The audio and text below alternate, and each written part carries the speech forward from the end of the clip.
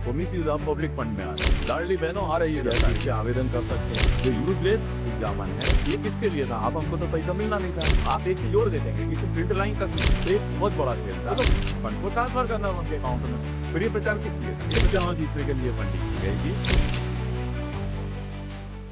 हमारे साथ वरिष्ठ पत्रकार और आरटीआई एक्टिविस्ट प्रकाश सक्सेना जी हैं। आज हम उनसे एक गंभीर विषय पे बात करने जा रहे हैं। आज विधानसभा में एक कुछ जानकारी आई है लाडली बहना योजना में जो अप्रैल 2023 से अक्टूबर 2023 तक जो फंड्स खर्च हुए थे प्रकाश जी, उसको लेकर आज आपसे चर्चा कर रहे हैं। तो ये जो पूरी योजना है इस पर आप ने भी थोड़ा बहुत अध्ययन कर ही लिया होगा, तो आइए उस पर चर्चा शुरू करें। प्रकाश जी, आज मध्य प्रदेश विधानसभा में जानकारी सामने आई है। कांग्रेस विधायक आतिफ अकील ने अप्रैल 2023 से लेकर अक्टूबर 2023 तक लाडली बहना योजना के प्रचार प्रसार में जो व्यय हुआ उसकी जानकारी मांगी थी, तो उसका जवाब आया है, जो जवाब आपके पास भी है। तो आप इस जवाब को किस दृष्टिकोण से लेते हैं? जो मिसयूज ऑफ फंड वाली जो बात है वो उसमें कैसे सिद्ध होती है? तदी जी, ये चुनाव से पहले कांग्रेस को इस कुंदे पर उठाना था। आप यदि मेरे सोशल मीडिया प्लेटफॉर्म पे जाएंगे तो इसको मैंने उठाया था क्योंकि मैं एक आम जनता हूँ। ये पक्ष विपक्ष एक खेल अलग ही, मैं एक आम जनता हूँ। मुझे लगा कि मिसयूज ऑफ पब्लिक फंड, जैसे आपने देखा होगा दिल्ली में केजरीवाल सरकार को मफलत पे उन्होंने उसका चेहरा नहीं दिखाया गया था और जो भी प्रचार होता था वो उनके खिलाफ भी मिसयूज ऑफ पब्लिक फंड का मामला होता था। लाडली बहना वाला ये मामला था, तब कांग्रेस को उठाना था, लेकिन तब उसने उसमें लापरवाही कर दी। अब कितना समय निकल जाने के बाद उसके आंकड़े रुक ले रहे। इसमें ये जो आतिफ अकील जी ने भी जानकारी मांगी है, अप्रैल 23 से अक्टूबर 23 तक की मांग 2 पार्ट में मांगी है। तो मेन फोकस एरिया हम देखे, ये जो अचानक इसकी क्यों लाई? चुनाव भी ठीक पहले शिवराज सरकार की हालत खराब थी और एक क्लेश चल रहा था मोदी जी और शिवराज सिंह चौहान के चेहरे को लेकर। शिवराज सिंह चौहान की कोई लगने लगा था कि यदि मैंने कुछ नहीं किया तो मेरा चेहरा गायब हो सकता है और बाद में उनको मुख्यमंत्री नहीं बना के सिद्ध भी होगा, क्योंकि उनको रिपीट नहीं किया गया। तो उन्होंने जो मुख्य छवि करने वाला विभाग यहाँ था, वहाँ पर एक अधिकारी को चेंज किया, एक बोर्ड अधिकारी को था जो सीधे पंगा ले सकता था। और उसके बाद आप इसकी डेट उठा के देख लेंगे और उस अधिकारी की पोस्टिंग की डेट देख लेंगे, क्योंकि पुराने जो अधिकारी जो विवादों में घिरे हुए थे, एक तो वो कोई आईपीएस अधिकारी को भी वहाँ बैठा दिया था, विवाद ज़्यादा, छवि ज़्यादा खराब हो रही। एक बोल्ड अधिकारी बुलाया गया और अचानक इस योजना को लॉन्च किया गया।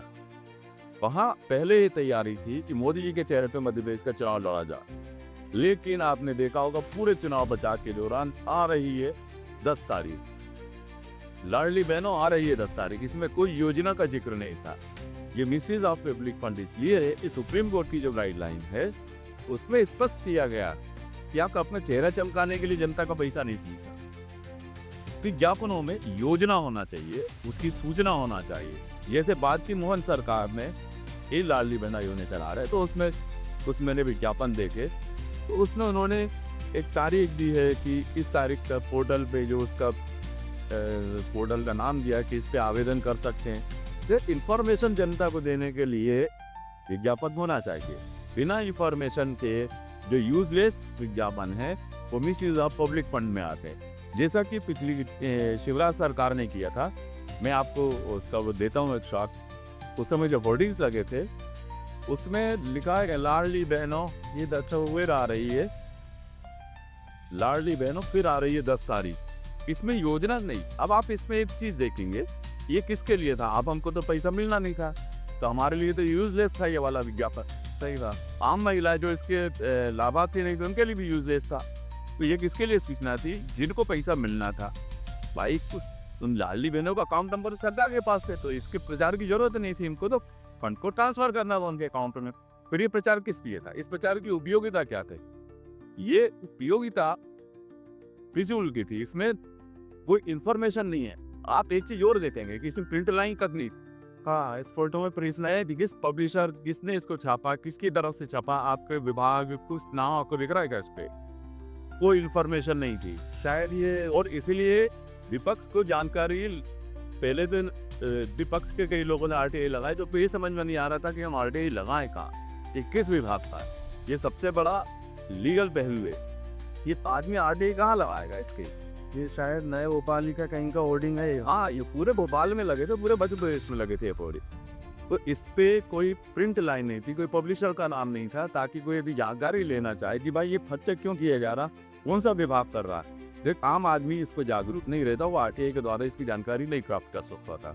तो एक बहुत बड़ा खेल था, और इसके द्वारा एकदम से वोट बैंक को रिझाया गया, जबकि यही लाडली बहनें कोरोना काल में परेशान थी, आटा दाल खरीदे तो परेशान, पैसों की जरूरत तब थी।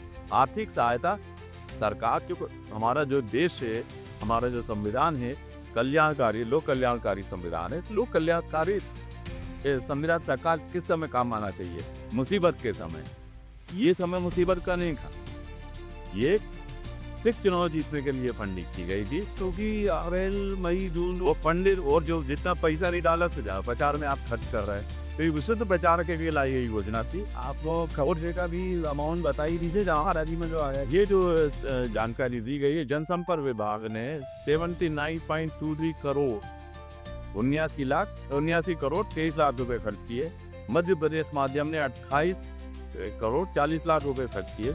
ऐसे 107 करोड़ 63 लाख के आसपास इन्होंने खर्च किया है इस पे। ये सब मिसयूज ऑफ पब्लिक फंड में आना चाहिए मेरे ख्याल से।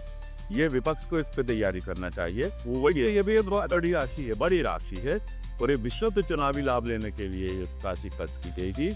और ये अब मोहन सरकार के लिए गले की हड्डी इसलिए बनी हुई है कि मोहन यादव जी यदि अपने नाम से कुछ करना चाहते हैं, पब्लिक के लिए कुछ वेलफेयर स्कीम लाए नहीं, तो ये एक बजट इसके लिए हर महीने या कुछ महीनों में सरकार को कर्जा लेना पड़ रहा है। तो जो बाकी जरूरी काम है उसमें सरकार को दिक्कत आती है। ये विपक्ष को ही नहीं, ये सत्तारूढ़ राजनीतिक दल को और सरकार को सोचना चाहिए, केंद्र को भी, कि ऐसे खर्चों से जनता का भला नहीं होना है, पब्लिक परेशान है, और ऐसे एक रोक कर कोई ऐसी स्कीमें लाना चाहिए जो रोजगार पैदा करे और एक इकोनॉमी को अच्छे से चला पाए। ये एक सहायता राशि है और कुछ गिनी चुनी लाडली बहनों को मिल रही है, और चुनाव को ध्यान में रखते हुए मिल रही है। ऐसे रोजगार जनरेट नहीं हो पा रहा है। अलग आपका कहने का आशय ये भी है कि छवि निर्माण किसी और की हुई, किसी और की हो, तो परेशानी किसी और की बन रही है। मोहन यादव की ये दलित जी आज भी आप देखेंगे तो लाडली बहना से लोगों के दिमाग में शिवराज की छवि आती है। हाँ, तो सब पैसा सरकार का खर्च हो रहा है, लेकिन डंडी शिवराज जी के हुए। हमें एकानवे के इससे पक नहीं पड़ना है कि किसकी ब्रांडिंग हो गई। ये तो जनता, हमें इस बात से पक है कि जनता के ऊपर बोझ बनाती है, क्योंकि ये आम जनता के लिए बोझ है और इसमें कोई उपयोगिता नहीं। प्रचार उपयोग का पूर्ण होना चाहिए। सरकार की योजनाएं बताए विज्ञापनों में। ये सुप्रीम कोर्ट की गाइडलाइन 2015 में रंजन गोगोई जी ने दी थी। बहुत एक कॉमन का संस्था है, प्रशांत भूषण, रणजीत भारद्वाज वगैरह की काम, जिन्होंने 2004 में सरकारी विज्ञापनों को लेकर एक याचिका लगाई थी, जिसमें 2015 में आपको ध्यान हो कि उस समय फैसला आया था कि सिर्फ 3 लोगों के फोटो छपेंगी, राष्ट्रपति, प्रधानमंत्री और चीफ जस्टिस ऑफ इंडिया की। फिर बाद में उसको याचिका लगी क्योंकि फेडरल स्ट्रक्चर के खिलाफ जा रही थी, तो मुख्यमंत्री की उसमें लागू किया। पहले जो मंत्री और सारे नेताओं की इसमें फोटो लगी वो उसको प्रतिबंध किया था, और उसका इंटेंशन ये था कि सिर्फ फोटोबाजी के लिए खर्च ना, इसकी उपयोगिता हो। और एक चीज और मैं बोलूँगा, जो भेदभावपूर्ण नीतियाँ सरकारों की होती हैं, उस निर्णय में ये भी दिया था कि सरकारी विज्ञापन जारी करने में आर्टिकल 14 यानी समानता के अधिकार का उल्लंघन नहीं होना चाहिए, और डेमोक्रेटिक तरीके से यानी लोकतांत्रिक तरीके से विज्ञापन दिए जाना चाहिए, जो सब मीडिया वाले भी जानते हैं कि कितने लोकतांत्रिक तरीके से विज्ञापन दिए जा रहे हैं। तो ये सुप्रीम कोर्ट की गाइडलाइन को भी वायोलेट करती है, इसका ध्यान रखना चाहिए। प्रकाश जी, जैसे ये अपन ने अभी चर्चा कर रहे हैं अप्रैल 2023 से अक्टूबर 2023 की जो जानकारी मांगी, उन्होंने अपने प्रश्न में अलग अलग जानकारी मांगी है। ये जो हमारा वर्तमान में जो विपक्ष है, पूर्व में भी यही विपक्ष था, कांग्रेस पार्टी, ये विषय आपको नहीं लगता कि आप एक एक्टिविस्ट हैं और पत्रकार भी हैं, आप समय समय पे जानकारियाँ भी साझा करते हैं, आरटीआई से भी इंफॉर्मेशन इकट्ठी करते हैं, ये विपक्ष का जो दायित्व था पिछले विधानसभा चुनाव के दौरान या वर्तमान में अभी काफ़ी कोशिश हो रही है। मुझे जहाँ तक याद है, दिल्ली में जब केजरीवाल की सरकार थी तो ऐसी एक मामले में कितना हंगामा हुआ था, मिसयूज ऑफ एंटी बास। सिर्फ अब पब्लिक फंड है। ये मध्य प्रदेश में कांग्रेस क्यों कमजोर की नजर आई? ये जिस के सुप्रीम कोर्ट के डिसीजन की बात कर, उसने भी उन्होंने इसको ये मिसयूज ऑफ पब्लिक फंड माना। मतलब उपयोगी का होना चाहिए विज्ञापन, सिर्फ चेहरा चमकाने के लिए या राजनीतिक लोगों को राजनीतिक लाभ लेने के लिए नहीं होना चाहिए। उस डिसीजन में साफ लिखा हुआ है। और इसी को ध्यान में रखते हुए अरविंद केजरीवाल जी के खिलाफ ही वो मामला रजिस्टर हुआ था public misuse of public fund का। तो ये विपक्ष को जागरूक होना चाहिए था, पर उस समय विपक्ष अलर्ट नहीं था। मुझ जैसा व्यक्ति इस पे आवाज उठा रहा था क्योंकि मैं एक आम जनता हूँ, मुझे लग रहा है जनता का पैसे का मिसयूज हो रहा है। तो मैंने सोशल मीडिया पे इसको काफी चलाया, इसकी रील भी चलाई थी। ये विपक्ष ऐसा दूसरा फोटो बताया है, अभी मैं दर्शकों को भी दिखाऊंगा।